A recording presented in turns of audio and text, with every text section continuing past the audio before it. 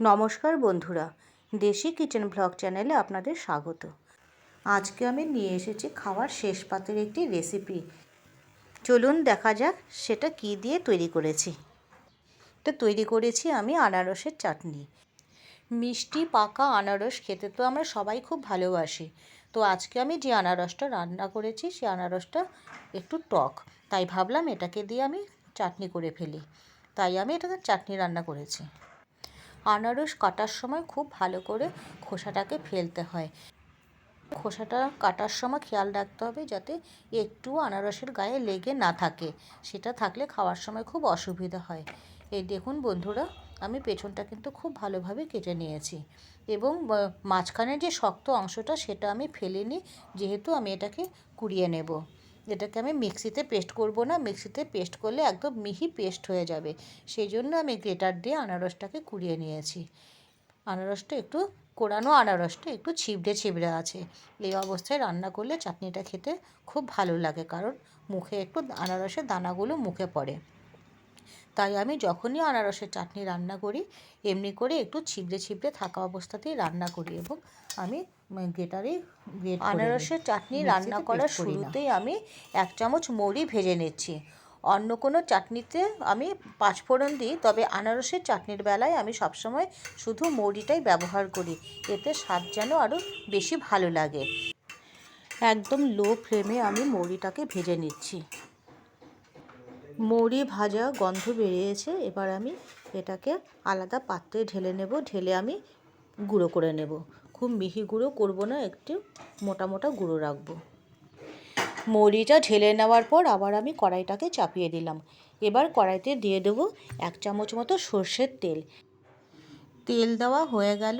এবার তেলটা গরম হয়ে যাওয়ার পর আবার একটু মৌরি ফোড়ন দেব এবং দিলাম আরেকটা শুকনো লঙ্কা। এই দেখুন বন্ধুরা, খুব সামান্য পরিমাণ মৌরি দিলাম। আজকের রান্নার মাঝখানে টিপটি দিই, কোনো রান্নার রং যদি ভালো করতে চাই তবে প্রথমেই গরম তেলের মধ্যে রান্নার শুরুতেই যদি আমরা হলুদ দিয়ে দিই তবে রান্নার রং সত্যিই খুব ভালো হয়।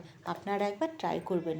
এই দেখুন, আমিও এখন রান্নার শুরুতেই আমি ফোড়ন দেওয়ার পর হলুদটা দিয়ে দিচ্ছি। হলুদ দেওয়ার সঙ্গে সঙ্গেই আমি আনারসটা দিয়ে দেবো, এতে চাটনির রংটা খুব ভালো আসবে। এই দেখুন, এখানে দ্বিতীয়বার আর কোনো হলুদের ব্যবহার আমি করব না। তো বন্ধুরা, আমার রেসিপিগুলো যদি আপনাদের ভালো লাগে তবে অবশ্যই লাইক, শেয়ার ও কমেন্টস করবেন এবং চ্যানেলটি সাবস্ক্রাইব করে পাশের বেল আইকনটি প্রেস করে দেবেন। তবে যত আমি নতুন ভিডিও যখনই আমি পোস্ট করব তখন সেই ভিডিও নোটিফিকেশন আপনাদের কাছে পৌঁছে যাবে। এটাকে আমি সামান্য সময় সাঁতলে নেব, তবে খুব বেশি সময় সাঁতলানোর প্রয়োজন নেই। এখন আমি দিয়ে দেবো মাপ মতন নুন, আর দিলাম কয়েকটা কিশমিশ। চাটনি খাওয়ার সময় মুখে কিশমিশ পড়লে খেতে কিন্তু ভীষণই ভালো লাগে, তাই আমি কিশমিশটা চেষ্টা করি কিশমিশ দিয়ে চাটনি রান্না করার। তো কিশমিশটা দেওয়ার পর আবার আমি একটু সময় রেখে এখন দিয়ে দেবো আমি এখানে চিনি। আমি এই চাটনিতে কোনো গুড়ের ব্যবহার করব না, তবে এখনও আমি এখানে কোনো জলের ব্যবহার করিনি, মনে হয় জল দেওয়ার প্রয়োজন হবে না। চিনি দেওয়ার সাথে সাথে এই রসটা আরও কিছুটা পাতলা হয়ে যাবে। আনারস যদি মিষ্টি হয়, মানে মিষ্টি আনারস দিয়ে চাটনি রান্না করলে খুব বেশি চিনির প্রয়োজন হয় না। আজকের আনারসটা যেহেতু ভীষণই টক, তাই চিনিটা আমার একটু বেশি দিতে হবে। আমি এখন দিয়ে দিচ্ছি চিনি। তো দেখুন বন্ধুরা, কতটা পরিমাণ চিনি দিতে হচ্ছে, একটু বেশি পরিমাণই দিলাম। এখন আমি এটাকে ভালো করে নেড়ে নিচ্ছি, নাড়লে পরে এই দেখুন আরও জল ছাড়তে শুরু করেছে। এই জলে আমি রান্নাটা হয়ে যাবে, আলাদা কোনো জল দিতে হবে না। এই নাড়তে নাড়তে দেখুন কিশমিশটাও কী সুন্দর ফুলে উঠেছে। এরকম ফোলা ফোলা কিশমিশ খাওয়ার সময় মুখে পড়লে ভীষণ ভালো লাগে। তো আমার চাটনি প্রায় রেডি হয়ে গেছে, আর একটু সময় গ্যাসের মানে কড়াইতে রেখে আমি নামিয়ে নেব। তো বন্ধুরা, আমি রান্না করলাম, আমার রান্না কেমন হয়েছে সেটা তো আমি আগেই বলেছি, আমাকে কমেন্টস বক্সে আপনারা অবশ্যই জানাবেন। আর আমি রান্না করি সবসময় সমস্ত ঘরোয়া উপকরণ দিয়ে। এবার আমি ওপর থেকে দিয়ে দিচ্ছি আগে থেকে ভেজে রাখা যে মৌরিটা ছিল সেই মৌরি গুঁড়ো।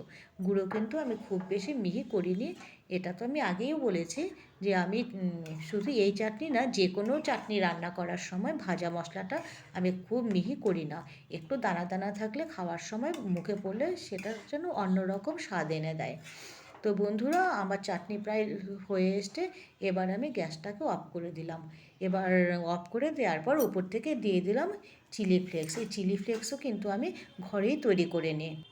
চিলি ফ্লেক্সটা দিলাম শুধুমাত্র দেখতে ভালো লাগবে সেই জন্য। আপনারা যারা চাটনিতে ঝাল খেতে পছন্দ করেন না, তারা অবশ্যই ফোড়নে শুকনো লঙ্কা এবং চিলি ফ্লেক্সটাকে বাদ দিয়ে রান্না করতে পারেন। সবাইকে অনেক ধন্যবাদ আমার ভিডিওটি সম্পূর্ণ দেখার জন্য, এবং দেখা হবে পরের নতুন কোনো রেসিপি নিয়ে। সকলে ভালো থাকবেন। নমস্কার বন্ধুরা।